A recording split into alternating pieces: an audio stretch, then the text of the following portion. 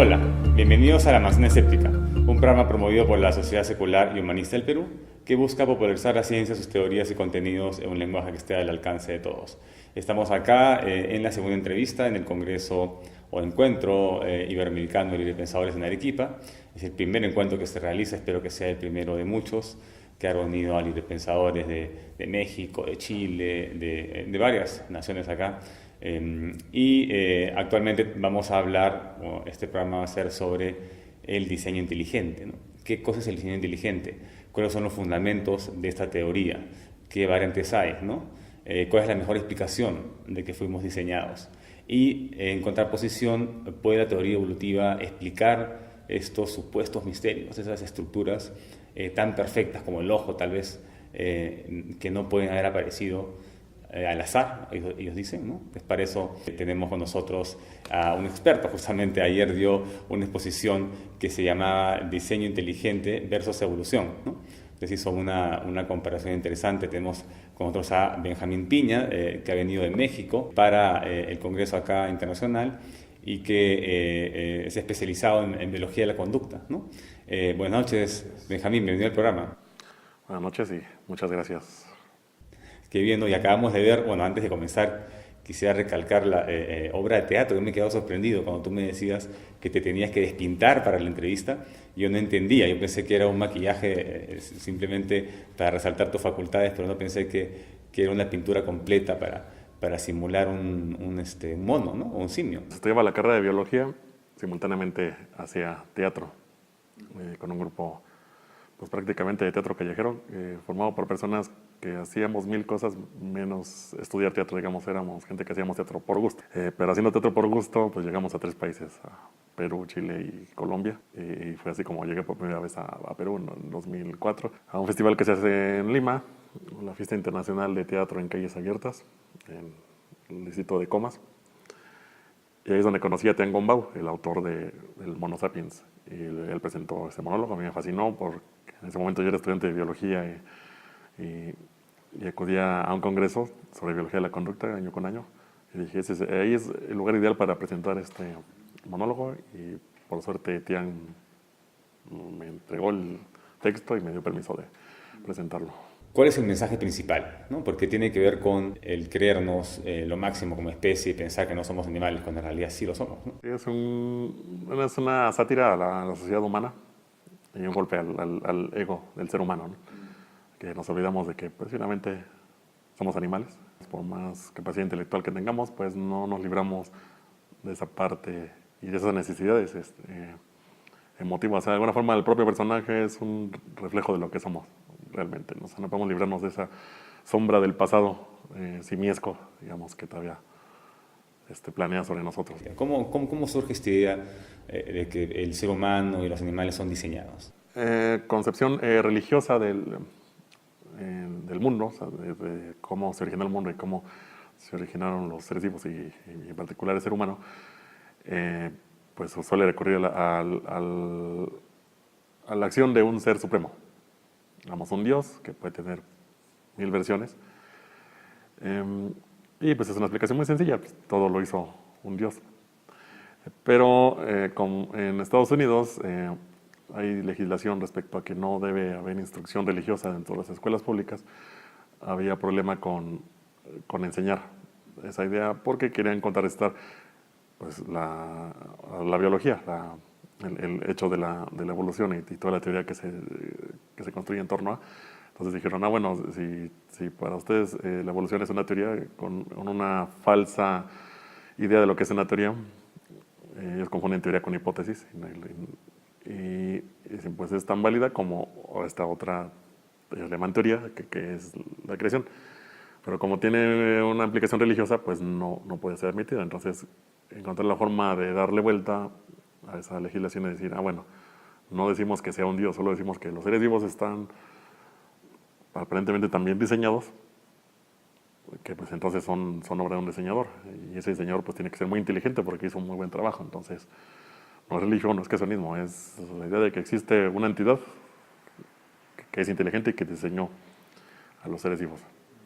Entonces, eso es la idea del diseño inteligente. ¿Y por qué se piensa eso? O sea, ¿qué específicamente hace a estos religiosos que el cuerpo fue diseñado? Pues cuando no teníamos una mejor explicación, pues podía ser la más satisfactoria de alguna forma, porque pues efectivamente somos complejos, todos los organismos, incluso una bacteria es muy compleja y es complicado explicar qué proceso dio origen. Ahora ya tenemos mejores explicaciones y lo que es mejor, pruebas de que esas explicaciones son correctas y hay un dicho en la biología de que nada tiene sentido en la biología si no es bajo la luz de la evolución, porque es una teoría unificadora que ayuda pues, prácticamente a explicar todo, ¿no? Entonces, pero pues digamos la gente de hace 2000 años pues tenía excusa, no tenían el conocimiento que tenemos nosotros. La gente de hoy en día que tiene acceso a la cultura, a la formación y a la educación, incluso en países desarrollados, pues eso sí ya no tienen disculpa, ¿no? O sea, ya es una, digamos, necedad. Pero eso pasa, ¿no? Este movimiento antievolución, los creacionistas en Estados Unidos están fortaleciendo, ¿no? Y están influenciando en grupos evangelistas en todo el mundo, ¿no? Y se quieren validar mediante la ciencia. Y a veces hay inclusive científicos que están, o genetistas o biólogos, que no creen en la teoría evolutiva. Entonces, ¿cómo un biólogo puede ser creacionista? ¿Cómo explicas la biología sin la evolución? Pues es algo que yo no me lo explico. O sea, no es extraño, y yo tengo muchos amigos que estudiamos la carrera que son creyentes. Pero son creyentes que en ningún momento ponen en duda la teoría evolutiva. De alguna forma la pueden complementar con sus creencias o simplemente decir, bueno, la Biblia es un texto alegórico, un texto moral, pero no es un libro científico. O sea, para explicar el mundo tangible, material, pues tenemos que recurrir a la ciencia y que de la cuestión, digamos, moral o espiritual, pues se encargue entonces la Biblia. Entonces, incluso no tienen problema en aceptar que todo el relato del Génesis es simplemente una alegoría y no un hecho. Y pueden vivir tranquilos con su creencia y al mismo tiempo ejercer la ciencia de manera pues, profesional. Claro, pero no es solamente el problema de la teoría evolutiva, ¿no? Sino de los tiempos, ¿no? Si el universo tiene 6.000 años o 10.000 años, ¿cómo explicas las luces de las estrellas más lejanas o la luz de cualquier galaxia, ¿no? ¿Cómo explicas el Big Bang, no? Sí, digamos que diferentes doctrinas basadas en la Biblia han encontrado cierto grado de compatibilizar, ¿no? Está desde el extremo de tomar literal tal cual al pie de la letra lo que dice la Biblia como un hecho.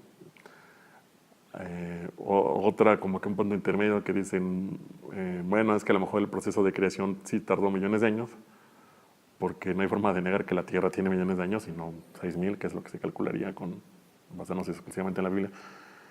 Y el extremo que es pues el dominante, al menos en México y muchos países de mayoría católica, que decir, pues, bueno, si es, incluso el Big Bang es correcto, pero ¿quién lo hizo? Pues Dios dijo, el Big Bang, ¿no? Y de alguna forma encuentran compatible el relato del Génesis con la evolución. Es decir, bueno, es que primero todo surge lo inorgánico, ¿no? El barro, y luego, pues, primero fueron los peces, luego reptiles, aves, y lo último, el ser humano. Sí se meten en aprietos quienes pretenden que el texto literal es correcto porque no hay forma de sustentarlo. Ya lo digamos biológicamente, geológicamente, astronómicamente es insostenible. No, claro, uno no puede utilizar un texto histórico o un texto sagrado como evidencia. Eso no es válido en la ciencia. Pero ¿qué de los argumentos que sí piensan los creacionistas que son válidos? Por ejemplo, que el plátano tiene que haber sido diseñado porque tiene una manija y ¿no? Pero en este programa, bueno, podemos utilizar la manzana, ¿no? La manzana es roja, es sabrosa, es dulce, ¿no? Tiene que haber sido diseñada, ¿no? Pero en realidad ha sido diseñada por nosotros, ¿no? No existía antes de la agricultura una manzana tan rica como la de ahora, ¿no? ¿Cómo rebatimos esos argumentos de que la naturaleza es perfecta, de que una puesta de sol, por ejemplo, mira una puesta de sol, mira lo perfecto que es, ¿no? O cómo es posible que hayan tantas cosas buenas y que todo tenga tanto sentido entre sí, ¿no? Finalmente, muchas cosas dependen de bajo qué prisma las veas, ¿no? Para mí el universo dista mucho de ser perfecto, porque de entrada, para mí la perfección es simplemente un concepto. Yo lo que le pregunté a alguien que me argumente algo de que es que ve cómo es el universo, es perfecto, y es que entonces le digo, a ver, dame un ejemplo de lo que para ti sería un universo imperfecto. Por ejemplo, un universo donde nada puede ir más rápido que cierta variable, que le queda muy pequeña a su inmensidad, digamos, que hace que sea extremadamente difícil ir de un lugar a otro en un universo tan amplio, pues para mí ahí hay un error de diseño. Entonces, ¿para qué quieres? Específicamente el diseño del cuerpo humano, por ejemplo. ¿Tú consideras que es perfecto? O sea, porque se ha sido creado por Dios, bueno, ser perfecto tiene que ser. Pero ¿qué cosas, digamos, hay en el cuerpo humano que tú dirías, ya, esto ha evolucionado por esto, pero tiene la apariencia de ser diseñado? Estructuras, órganos que aparentemente no cumplen ninguna función. Por ejemplo, el apéndice, que por lo visto solo sirve para inflamarse y en algunos casos provocar muerte. Ahora bien, nosotros podemos hablar gracias a cómo está conformado. Aquí ciertos conductos que resulta que se cruzan el conducto respiratorio con el digestivo.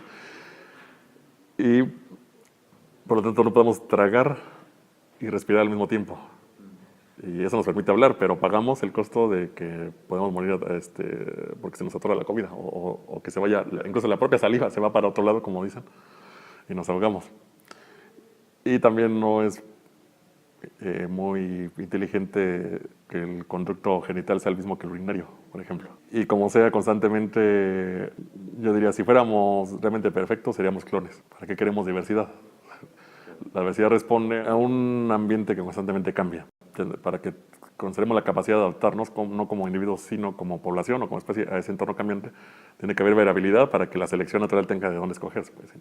Pero si de verdad fuéramos perfectos y el universo entero estuviera diseñado para que estuviéramos a gusto y felices, pues seríamos clones. ¿Para qué cambiar? O sea, ¿por qué hacerlo diferente? Si algo es perfecto, ¿para qué hacer una versión diferente? Y bueno, y sin contar quienes por alguna cuestión tienen algunos problemas congénitos, incluso bebés que a las pocas horas o días de nacidos mueren porque pues tuvieron alguna mutación, alguna enfermedad congénita. Todos los dones de naturaleza son buenos, pero recibimos un paquete que hay cosas buenas y malas, ¿no?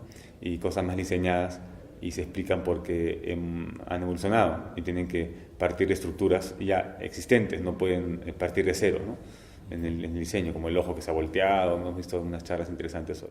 Pero ya para ir cerrando la entrevista, ¿por qué es importante combatir esas ideas? ¿Por qué es importante en todo caso que la gente sepa de teoría evolutiva? Una idea, bueno, esta no es una teoría que no me ayuda necesariamente en mi profesión, tal vez soy biólogo, pero no mucho más. ¿Pero por qué crees que sea importante que la gente sepa que hemos evolucionado? Es importante porque nos ayuda a protegernos de caer en otras ideas que sí pueden ser nocivas. Digamos, si alguien cree que hay un Dios creador, pues, digamos, eso no le hace daño a nadie. Pero si no creces con una cultura científica, o sea, no digamos que todo el mundo tenga que estudiar una carrera científica, pero sí tener una cultura, nos prepara mejor para no caer en manos de charlatanes que abusan de las necesidades de las personas, sobre todo pues, de las personas que enfrentan una enfermedad complicada y demás. Entre más mentalidad crítica tengamos y más conocimiento tengamos en general de varias disciplinas científicas e incluso no científicas, entre más cultos seamos, entre más leamos, entre más conozcamos del mundo, más preparados estamos para tener una actitud, una mentalidad crítica y ser menos presa del engaño. Benjamín, muchas gracias por haber venido acá a La Manzana, fue muy interesante, ¿no? Estuvimos hablando acá sobre diseño inteligente, sobre este día central y también sobre la teoría evolutiva y cómo Benjamín estuvo contando cómo podemos encontrar estructuras en el cuerpo mal diseñadas que se explican pues, perfectamente con la teoría evolutiva y se convierten de repente en un misterio si estos biólogos no creen en la teoría evolutiva, ¿no? ¿Cómo explican estas cosas, ¿no? En todo caso. Pero bueno, estamos acá transmitiendo desde Arequipa el encuentro iberoamericano internacional de librepensadores y vamos a tener también otras entrevistas, así que síganos. Esta fue una edición más de La Manzana Escéptica. Mi nombre es Víctor García Belaunde y nos vemos en la siguiente. Chao.